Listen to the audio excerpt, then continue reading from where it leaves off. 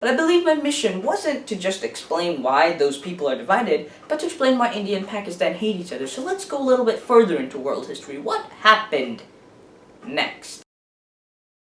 So yeah, like I said, the tension between Hindus and Muslims only rose under the British because the British didn't understand the difference between Muslims and Hindus, and they didn't understand the conflict. They were basically like, we don't know the difference between Hindus and Muslims. All we see is Indians. You are all the same. I'm sorry. I apologize to my family and my friends and the British people that are watching this and everyone in the entire world for having such a horrible British accent. I can't. But yeah, I really hope British people aren't watching this, by the way. Actually, I know one is, but I really hope nobody else is. But in reality, it seemed like things were going alright. I've said so many times, and I'll say it again, there was no actual violent conflict between these people. But there was conflict. But things seemed to be sort of quieting down. It looked like they might actually start getting along. Well, it looked like to the British, not to the Indians and Muslims, but to the British it looked like things might just be peaceful. And then World War II happened. So the British weren't powerful enough to stand up to the Germans or the Japanese all by themselves, so they needed some help. And what better way to gather help than from the biggest empire the world had ever seen, which was actually kind of dying down now because the British sort of were weakening. But yeah, they needed soldiers from the far corners of their empire to fight the Germans and the Japanese, especially the Germans. Or actually, I should say to fight the Nazis, not the Germans, because the Germans wouldn't appreciate me saying that the Germans were fighting World War II. They'd appreciate it more if I said the Nazis. So the Nazis. By the way, at this point, it's worth noting that the British Empire at this time of history was basically Canada, a few things in Africa, a few things in the Middle East, and India. Which is still a lot, but it's not actually that much. It wasn't as much as before. Like, they lost all their China places. So the British called on the Indians to help them, and the Indians were like, yeah, sure, we'll help you out. And then when they actually won the war, the British couldn't just say, thank you for your help in the war, now please return your rifle and return to your state of subjugation. Okay, once more, I apologize for that British accent. But yeah, the British couldn't say that.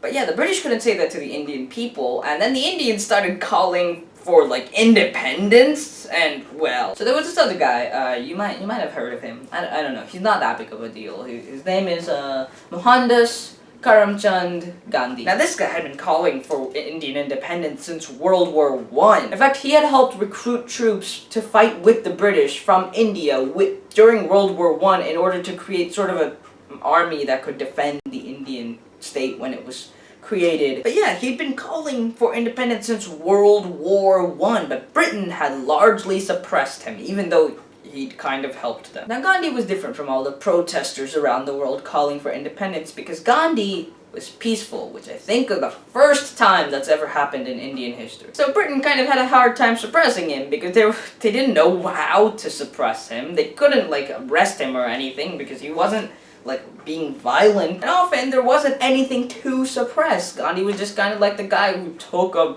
sign and walked down the street with a bunch of other people holding signs and was like, we want freedom, we want freedom, we want freedom. But soon Gandhi started a new kind of movement called Satyagraha, which in Hindi means to intentionally break the law. So he started all kinds of Satyagraha protests like boycotts and long marches that clogged traffic, the most famous one being the Salt March. And then after World War II ended, the British were like, okay, fine, stop it, we'll give you your own state, are you happy now? Well, actually, they were like, alright, you can have your own state. Are you happy now? But then the Hindu Indians remembered that there were Muslims in the country, and the Muslim Indians remembered that there were Hindus in the country, and yeah. So at this point, the religious population in India was about 85% Hindus, so a huge majority, 10% Muslims, so a sizable minority, and about 5% everything else, namely Sikhism and Christianity and Hinduism. So the 1940s, because the British were like, alright, we'll give you your state, the 1940s saw an increase in interreligious violence between Hindus and Muslims. There were so much tensions between,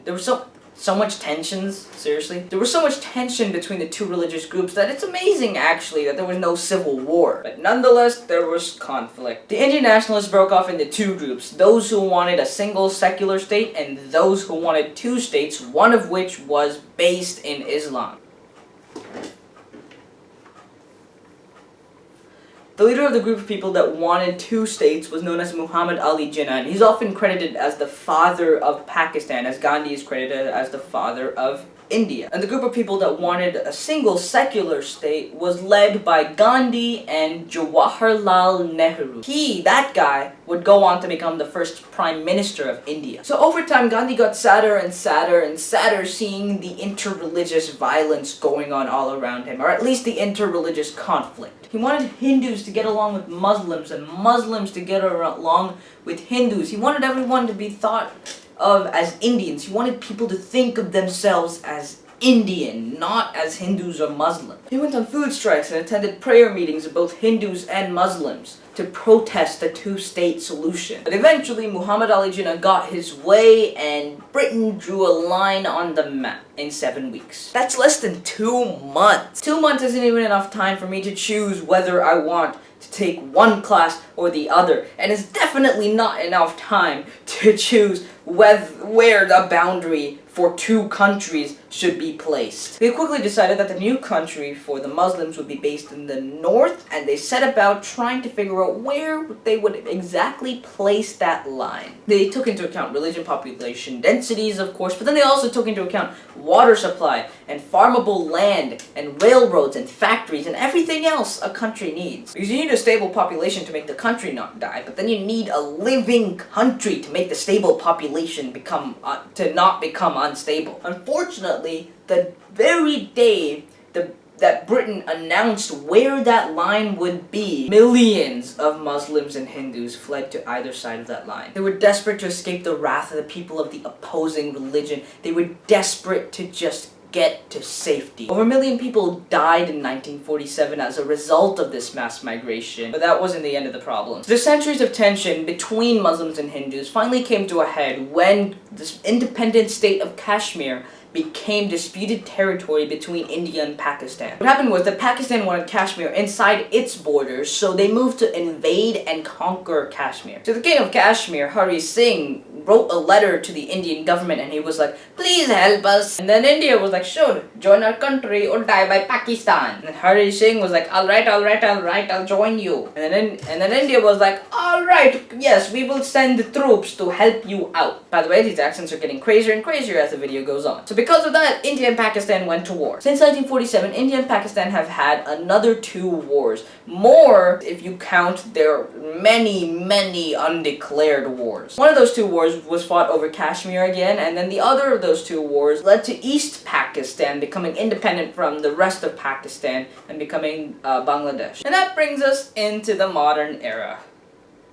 Great. So over the years, Pakistan had sponsored many terrorist groups to attack India for them, so they didn't actually have to go to war with India, even though India knew that Pakistan was sending these terrorists, but they weren't actually soldiers of the state. And this way, India had no justifiable way to attack Pakistan without getting repercussions from the international community. In fact, Pakistan created the Taliban, who now run Afghanistan, kind of.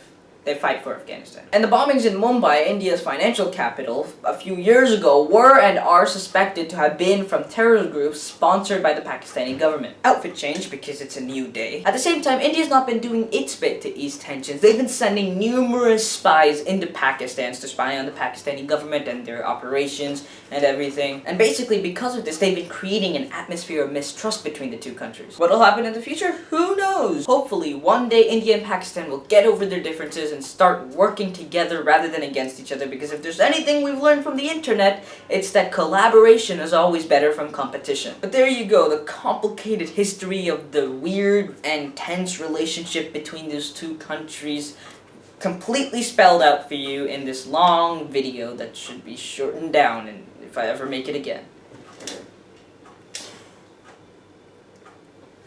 Thanks for watching, everybody, and I will see you all in the next video.